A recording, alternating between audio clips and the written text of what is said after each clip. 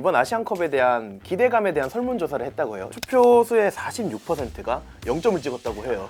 수치심에 분노, 좌절, 기대도 없고 결론도 없고 그냥 지는 거야. 근데 왜 계속 발로 차는 용기를 갖고 있는 걸까? 더 이상 혼낼 기분도 없어요. 아직 해체 안 됐나요? 뭔가 당황스럽다. 저는 이 축구에 있어서 뭔가 풀리지 않는 미스테리를 주요한 사건들을 꼽으라고 한다면 꼭 들어가야 된다고 생각을 해요. 7천억 이상을 거의 쏟아붓는다는 얘기들이 들려오고 있고, 심지어 인구가 14억 명이잖아요. 진짜 그 메시 2,500명 만들기는 정말 가능해야 됐을 수도 있어요.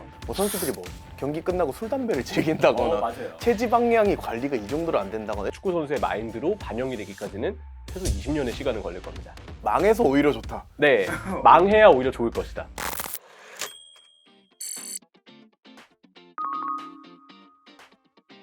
안녕하세요. 탐욕의 스포츠 리키PD입니다. 아시아인의 축제 2024 카타르 아시안컵이 코앞으로 다가왔습니다. 많은 국가들이 우승을 노리는 가운데 국가 주도하에 천문학적인 돈을 쏟고도 자국민조차 기대를 안 갖게 되는 이 나라 중국은 왜 이렇게 축구를 못하는 걸까요? 이명철 축구 해설위원님 모시고 이야기를 나눠보겠습니다. 안녕하세요. 네, 안녕하세요.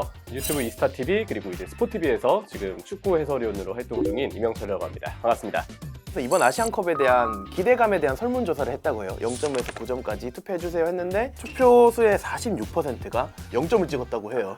유독 올해는 좀 중국 국가대표팀에 대한 기대가 좀 냉소적인 느낌이 있거든요. 사실 지금 식은 분위기가 저는 마땅히 당연하다라고 생각을 하는 입장입니다. 괜찮은 성적을 유지해야 팬들도 자연스럽게 기대감을 갖기 마련인데, 최근에 보았던 중국 대표팀의 성적은 역시 초라하기 짝이 없거든요. 가장 최근에 홍콩과의 평가전에서 39년 만에 또 중국이 졌습니다. 이런 경기들도 그렇고 현장을 가신 분들의 이제 이야기를 들어도 중국 팬들이 오히려 중국 선수들이 공을 잡았을 때 야유를 보내는 분위기가 좀 있다. 또 이제 원래 아시안컵의 개최지 자체가 원래 중국으로 예정되어 있었는데 성적이 나오지 않는 암흑기, 위기 이런 것들까지 지금 직접 체감을 하고 있기 때문에 개최권을 좀 포기하게 된 것도 중국 내에서 꽤 나왔던 분석이에요. 그런 분위기만 보더라도 얼마나 큰 절망감에 빠져 있는지가 좀 드러나지 않나라는 생각입니다. 사실 이제 중국의 시진핑 주석이 굉장한 축구 광으로 유명하잖아요. 중국의 이른바 축구 굴기 스토리에 대해서 살짝 좀 훑어보려고 하는데 2050년에는 우리가 뭐 월드컵 우승도 하고 엄청난 강국으로 성장하겠다. 풀리지 않는 미스테리를 주요한 사건들을 꼽으라고 한다면 중국이 왜 성적이 안 나오는가는 꼭 들어가야 된다고 생각을 해요. 돈은 대단하죠. 연간 7천억 이상을 거의 쏟아붓는다는 얘기들이 들려오고 있고, 어느 나라도 사실 이렇게 정부 주체로 축구에 대한 투자를 하는 사례가 극히 드물거든요. 심지어 인구가 14억 명이잖아요. 인구가 그 정도면 진짜 그 메시 2,500명 만들기는 정말 가능해야 됐을 수도 있어요. 스타 선수들, 스타 감독들을 이제 자국 리그로 불러오는 것도 많이 했거든요. 오스카 선수 같은 경우 894억을 받고 중국 리그로 왔고, 헐크 선수 712억을 받았고, 드록바 선수는 죽음만 4억 7,500을 받았다고 해요. 그렇죠. 이런 선수들이 와도 효과가 크게 없었어요. 엄청난 월드 클래스급의 선수들, 엄청난 돈을 들여서 영입을 했잖아요. 근데 그러다 보면 부작용이 생깁니다. 해외 선수들이 이 정도의 대우를 받을 때 과연 자국 선수들이 가만히 있겠느냐는 거죠.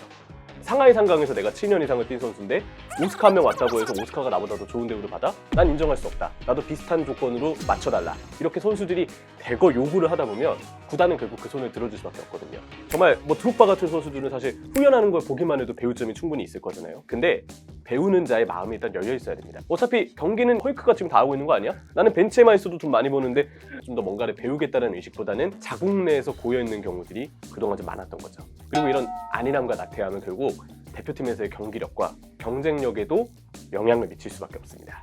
선수들이 경기 끝나고 술 담배를 즐긴다거나 맞아요. 체지방량이 관리가 이 정도로 안 된다거나 이른바 워크에이식이라고 하는 이런 태도, 이런 것도 조금 앞서 말한 거랑 동일선상이라고 보면 되겠네요. 충분하죠. 이장수 감독 인터뷰도 저도 이제 읽어봤는데, 자기가 이제 중국 내에서 나름 괜찮은 성적을 내고 리그에서 좋은 감독으로 평가받았던 이유 중에 가장 큰 이유는 선수들에 대한 장악에 있었다.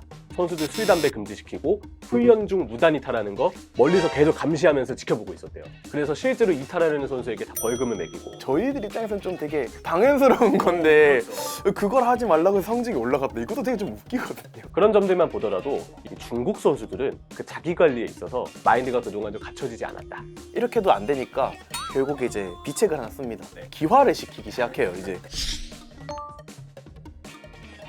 사실 엘케송 같은 경우는 브라질로 그냥 가서 안 돌아온다거나 이런 사례들도 지금 보여지고 있잖아요. 중국 내의 귀화 정책이 정말 영광스러운 자리인 A매치 기록을 우리가 한번 추가해보자. 그 선수들에게 A매치를 뛰게 하기 위한 축구적인 어떤 동기부여를 실제로 주느냐를 봤을 때 너무 돈 위주로 흘러가고 있는 게 아니냐. 왜냐면 축구는 개인이 이끌어가는 게 아니니까. 서로 희생을 하고 서로 어떤 호흡을 맞춰주고 변형해 가기가 쉽지 않다. 대표적으로 좀 대두되는 문제점들이 있어요. 그 소황제라고 하는 한 가구 한 잔의 정책이 개인주의적 마인드를 좀 부추겼다 이런 얘기도 있거든요. 중국 현지 매체에서도 이 얘기를 많이 하거든요. 한 가정당 한 명의 자식만 낳아라. 자식은 응석바지가 될 가능성이 커요. 먹고 싶은 거 다 해주고 놀 거 다 놀게 해주고 집단주의보다는 개인주의의 마인드가 형성이 될 수밖에 없다. 특히 축구처럼 11명이나 되는 엄청난 인원이 뛰는데 이 개인주의 위주의 중국 선수들이 마인드를 따라가기 쉽지 않다. 2010년대 한 중후반쯤에 폐기를 했기 때문에 이게 이제 선수 육성에 있어서 축구 선수의 마인드로 반영이 되기까지는 최소 20년의 시간은 걸릴 겁니다. 사실 그 얘기도 있어요. 중국 선수들이 EPL에 가는 경우가 조금은 그래도 있었거든요. 자국 내에서 어차피 정말 많은 돈을 받고 있는데 돈을 덜 주는 유럽으로 갈 이유가 없다고 선수들은 생각을 합니다. 맨체스터 시티의 레전드인 순지하이, 실제로 이제 프리미어리그에서도 경기를 뛴 바가 좀 있는 만큼 아무래도 이제 중국 축구가 이후보다는 그때의 어떤 그 선수들의 면면이나 실제 팀의 리듬이 좀 더 나았다는 분석 자체는 맞는 말이라고 생각이 들어요. 배가 불러있기 때문에 배고픔으로 뛰어야 되는 대표팀에서는 그런 마인드가 없어요. 그러면 유럽을 통해서 뭔가 새로운 축구를 배우고 현대 축구를 터득하고 그를 통해서 선수로서 성장할 수 있는 기회들을 중국 선수들이 마련하지 못하는 겁니다. 또 자국에서 해결하기 위해서 엄청난 부지를 매입해서 축구장을 몇 개를 짓고 이렇게 했는데 등록금만 1,000만 원 내 수준. 중국 내에서 축구를 하는 것들이 소위 좀 귀족화가 됐다. 그렇죠. 축구가 사실 귀족 스포츠로 여겨져서는 안 되는 스포츠거든요. 그리고 단순히 등록금만 1,000만 원인 게 아니고 우리는 육성 과정이 투명하지 못하다. 단순히 기량으로 평가받는 게 아니고 코칭 스태프나 아니면 선생님에게 이른바 뒷돈을 줘가면서 우리 자식에게 출전을 좀 시켜주고자 하는 그런 잘못된 마음들이 여전히 그 중국 유소년 축구에서는 팽배하다고 그래요. 시진핑 주석 하에서 정말 많은 돈을 축구 선수들 육성에도 쏟아붓고 있지만 과연 그 돈이 온전히 올바른 마인드를 가지고 있는 지도자와 선수, 학부모에게 가고 있는지에 대해서는 중국 내에서도 의문이 많다. 사실 시진핑 주석도 사람인지라 이제 돈을 쏟았는데 결과가 안 되니까 조금씩 마음이 식어가고 있는 게 보이거든요. 태국 총리랑 만났을 때 어제 중국이 태국 이겼다 이런 얘기 하니까 운이 좋았겠지. 우리 수준 너무 기복이 있어. 이게 한 국가의 정상이 보일 리액션은 아니라고 또 보여지는데 만약에 시진핑 주석이 투자를 멈춘다면 중국 축구가 좀 와르르 무너질 가능성도 있을까요? 마치 시도민 구단이 우리 팀을 사랑해줬던 시장을 잃었을 때 더 이상 기댈 곳이 없어지는 것처럼 만약 시진핑 주석 이후로에 들어오는 인물, 축구에 대한 관심이 없다거나 더 이상 중국이 스포츠에 돈을 쏟아부을 만한 상황이 안 된다. 그럼 중국 축구는 기댈 수 있는 곳이 아예 없어져 버립니다. 저는 그래서 정부 주도와의 투자는 항상 좀 위험하다는 점을 좀 경고를 하고 싶습니다. 시진핑 주석이 축구에 대한 관심이 식은 것처럼 자국민 팬들도 관심이 많이 식었거든요.